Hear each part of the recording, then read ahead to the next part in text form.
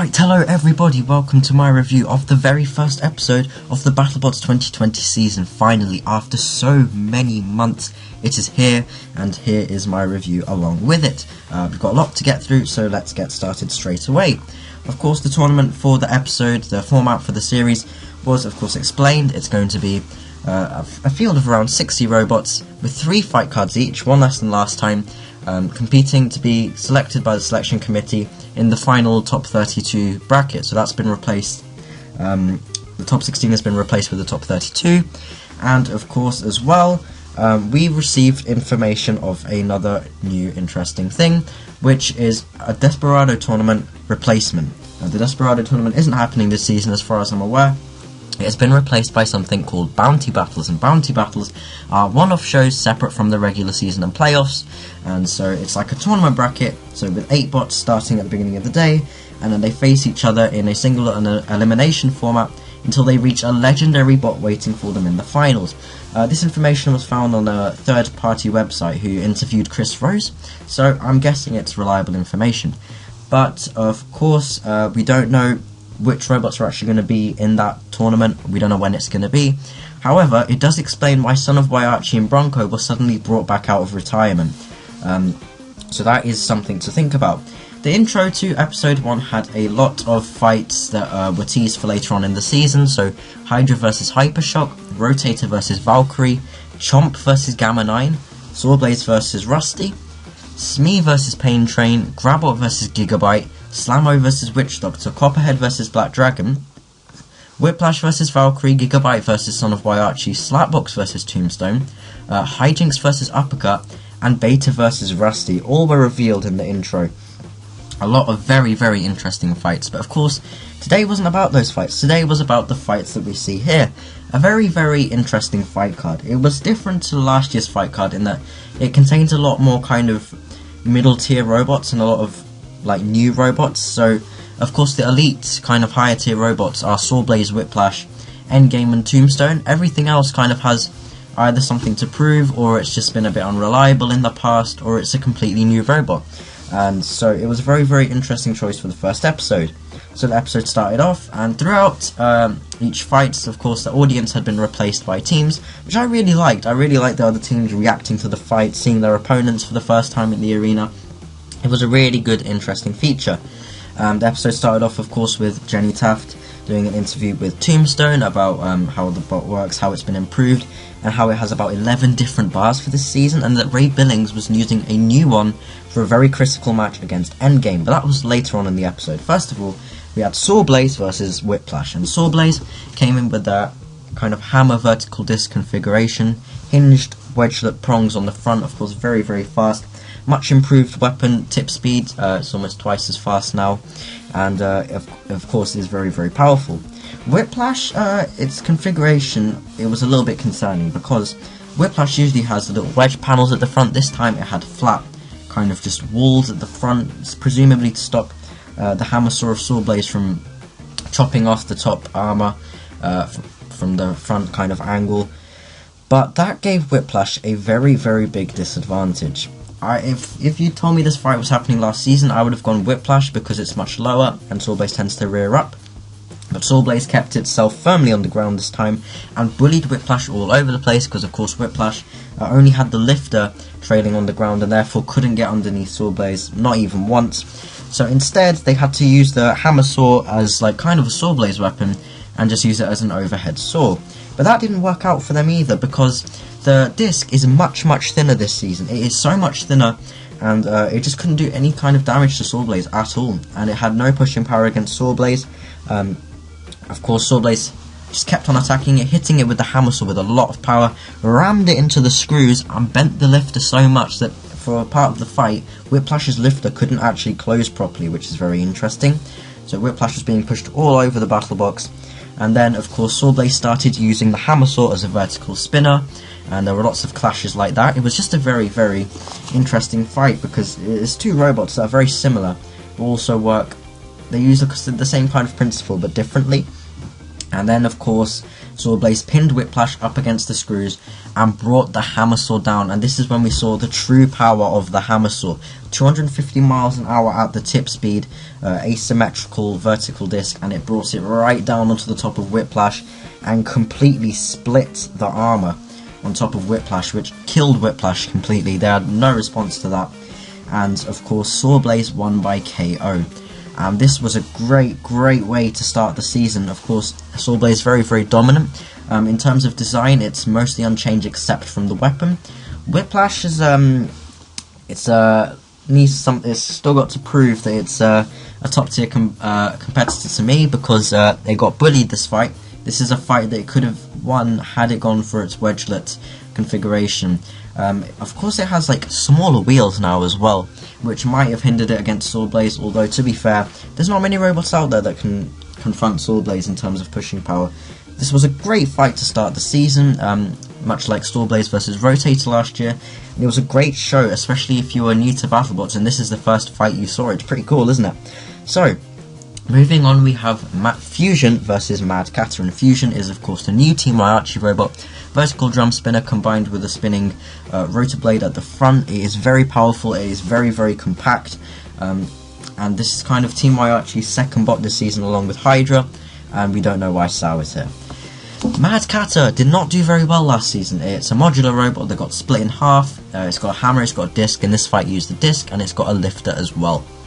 Very tough robot in this configuration. We've seen it in King of Bots. It's beaten robots like Ubi Blade before, so this configuration, I actually had very high hopes for this one. Everyone else was saying rip Mad Catter, and I don't know why, because straight away Mad Catter box rushed straight into Fusion's vertical drum spinner and got flung the other way, but this did no damage whatsoever to Mad Catter. Like, not even the wedge on the front got bent up, and it just swatted Mad Catter away.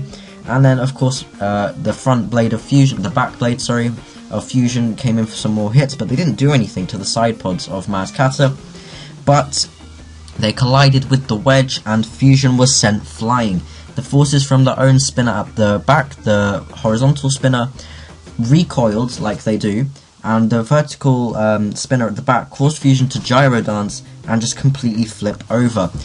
This was probably the end of the fight for Fusion. Mad Catter's vertical spinner wasn't working properly, it wasn't spinning constantly and consistently, but once Fusion was upside down, the horizontal spinner didn't work, and the vertical spinner stopped spinning kind of intermittently, so it was kind of it was not a good situation for Fusion at all. Mad Catter could come in, they could push them around wherever they liked, until Fusion's horizontal spinner started spinning back up again, and Mad Catter came in for a hit, and Fusion was set on fire. And this is a big fire, especially in a very small compact robot like Fusion. That fire is going to spread very quickly into the electronics, and it did, and it killed Fusion. A certain member of the comment section predicted that Fusion was too much power in too much of a small package, and it turns out they were correct, because Fusion just wasn't working after this. Very dominant win for Mad Catter, well, not dominant, but like very durable win. It proved how tough of a robot it was, because it took loads and loads of hits and didn't really sustain much damage at all. So very good start to the season from them. The team is amazing as well. The captain of Mad Catter is he's really funny. And Fusion, obviously we all had high expectations for Fusion, but remember that it is a new robot, and so obviously it's going to have gremlins and stuff, and you can't really test something like that outside of the test box or an actual arena. So if it's had problems in its first fight, then I'm sure Team Waiachi are more than capable of fixing them. The next fight we had was Malice versus Axe Backwards. Malice is a horizontal drum spinner, captained by Bunny Soriel, I think her name is, and Axe Backwards, a full-body drum spinner captained by Kurt Durgin. I think that's his name as well. I'm terrible with names. Axe Backwards is a full-body drum spinner, and Chris and Kenny mentioned that it has something to prove. It is quite an unused concept, apart from a similar machine in Robot Wars many years ago, but apart from that, no other robots have really tried the concept that Axe Backwards is working on. And Kenny mentioned that this is its third season now, and it needs to start getting some wins, or the team needs to start thinking about retiring it, because season after season, Axe Backwards just comes into the arena, and unfortunately something goes wrong, or it just gets straight up beaten up, and that's what happened here. Malice came straight in with the drum spinner, the 64-pound drum spinner, 180 miles an hour on the tip of that, and it just came in and it cut through the tyre of Axe Backwards, which was the exact strategy of the team, by the way. And it cut through the tyre, then it hit the axe on the back of Axe Backwards, and the axe caught fire, which leads me to believe that it was a flamethrower in there. Obviously in the trailer we saw Axe Backwards on fire, and we thought that it might be a mini bot or something, but it just burst into flames, you know. And Axe Backwards from that point was just generally screwed, because the weapon was spinning for the first time in many fights. The weapon was spinning up to a very good speed, but Malice, it just comes in and just destroys it. It just sets it on fire. So Axe Backwards stops moving momentarily, and then it starts moving again right in front of the judges, and then it trundles around for a bit. Malice comes in for another hit and just absolutely kills it. And that's a loss for Axe Backwards, and not a great start to the season. It's hopeful that we saw consistent movement from the drum spinner, and it was spinning up to good speeds, but every robot can do that. Most robots just enter the arena and their weapons spin straight away. Obviously Axe Backwards is more complicated than that, but it needs to start actually fighting instead of just working. Malice, a very impressive debut. Of course it is a new robot, and it is not a new team, they're a very experienced team, but it is a new heavyweight robot, and it worked perfectly as the team intended, and that was a great showing by them. A concern I have about Malice is that when it hits something with the drum, the whole robot gets pulled forwards into the opponent, and if you're fighting a spinner, then that could be harmful. But obviously Axe Backwards couldn't do anything to them, and therefore they won. Malice, the team captain, she was really fun to watch, because she was like shouting at the Axe Backwards team that if they wanted another hit. It reminded me of Ray Billings, actually. So great personality already in the first episode from the team captains of the robots, the Mad Cat team and the Malice team especially. Great fun to watch. The next fight we had Bloodsport, and Bloodsport in this season has obviously that overhead spinner. They can self-right, they've got wedgelets. It's just a robot, and it seems like it's designed to have no weaknesses. And they were fighting Scorpios, as in Scorpios is of course a very tough robot, a very durable robot with an overhead saw, and honestly I've not seen the saw blade do anything. Like when Scorpios wins fights, it's almost never because of the weapon. It beat Cophead with the weapon, but I can't think of any more examples. So in my book this was an easy win for Bloodsport. It wasn't an easy win, but it was still a win. They entered with their overhead kind of disc with the tri-bar, and it just continued to hit Scorpios over and over again. Like from every single angle Scorpios got hit. The front armor got bent up, and the electronics were partly exposed, but not that much. Of course, Scorpios is an incredibly durable machine, very well built, and it's very reliable as well. They entered with a saw blade, which I don't see how they were gonna cut through the weapon of Bloodsport. I would have gone for the kind of like ice pick with a flamethrower thing, because that would be awesome. I think that would be more effective against Bloodsport.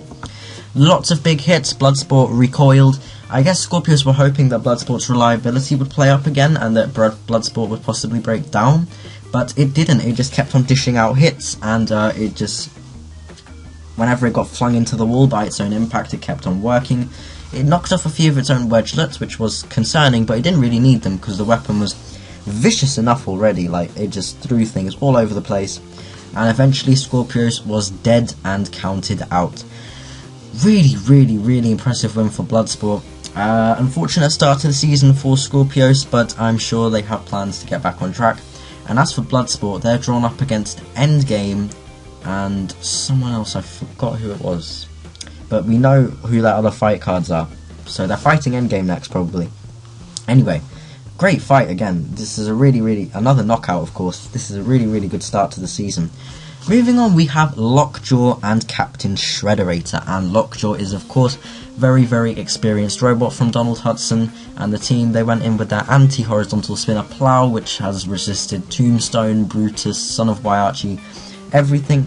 And then we have Shredderator, a very vicious full body spinner that has had all sorts of reliability issues in the past. Straight away in the first hit, Shredderator just destroyed one side of the Plow. A lot of people saying, wow, Shredderator's more powerful than Sao and Tombstone because it destroyed the Plow of Lockjaw. I think that's the same Plow, and therefore Shredderator destroyed a weakened Plow.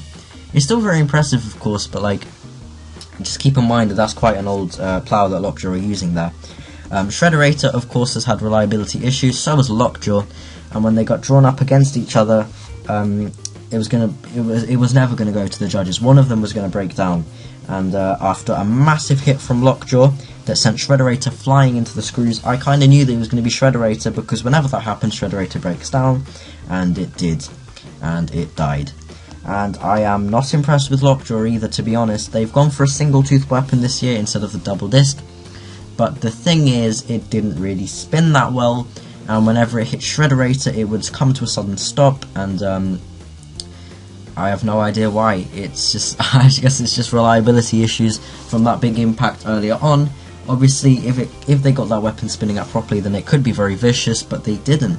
It was just fortunate that they were able to push Shredderator around and just bully it so that it fully stopped working.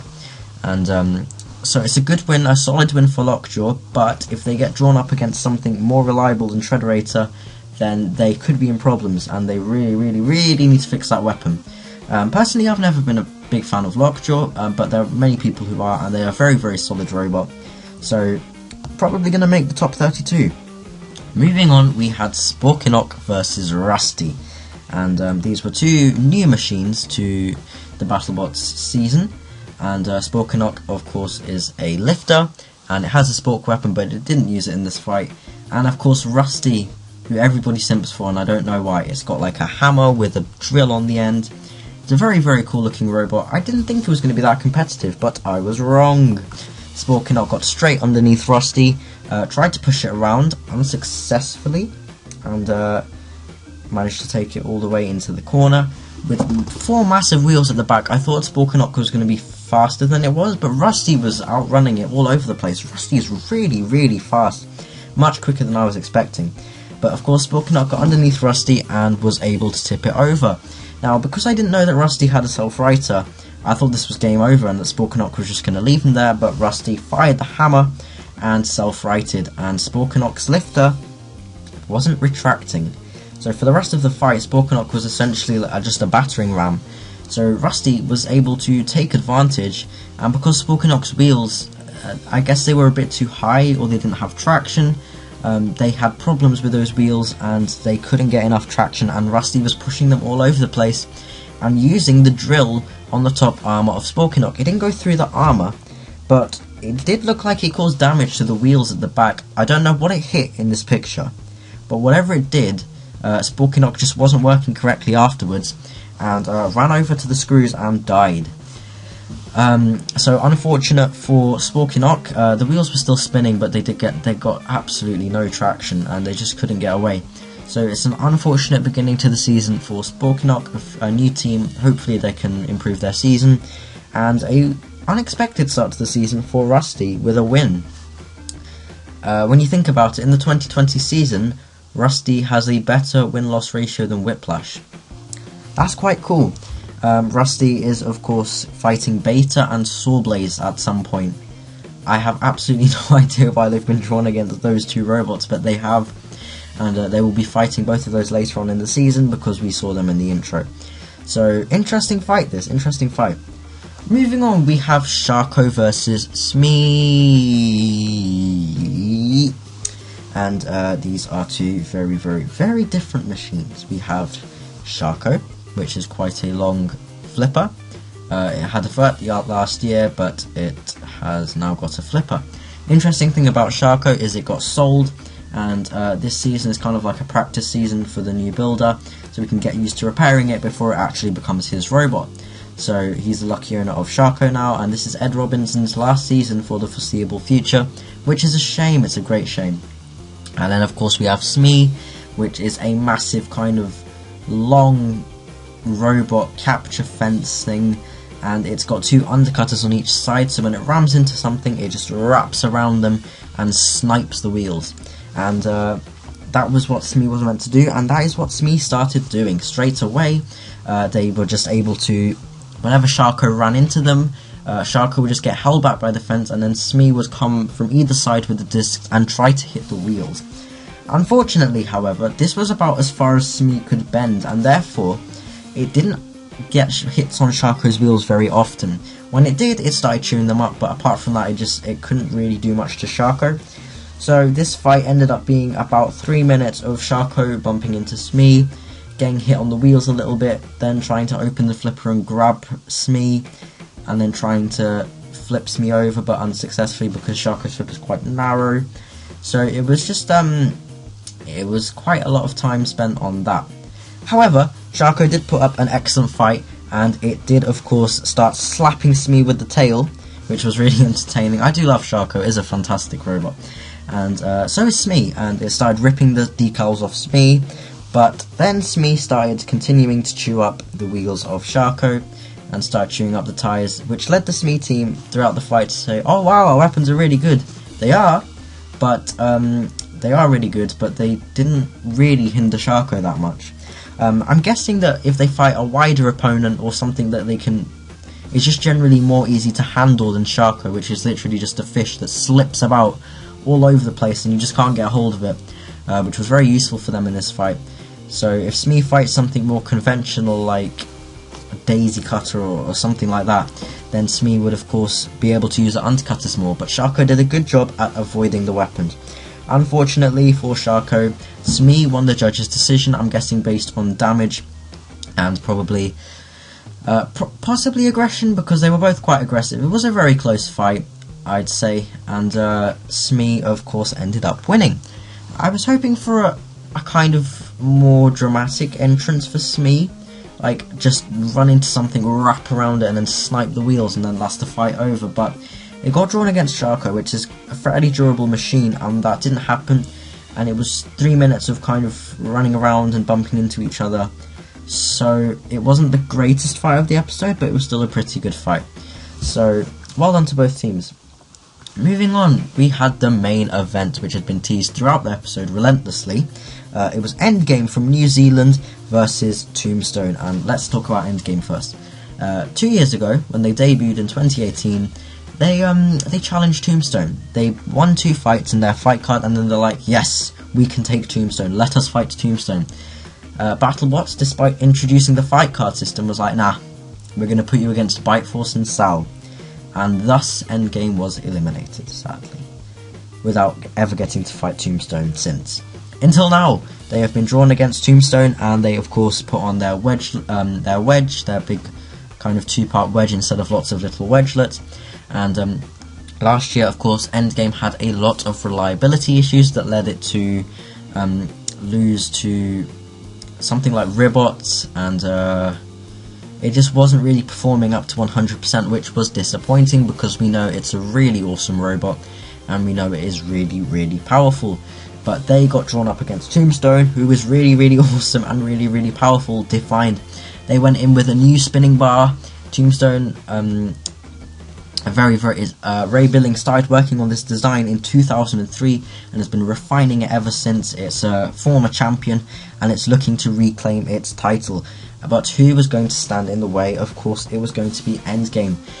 Straight away, in the first impacts, Tombstone just rushed out. They couldn't get their bar spun up quickly enough. I don't know if that was abnormal for the spin time, but Tombstone's weapon just seemed a little bit off to me. It didn't seem like it was spinning correctly.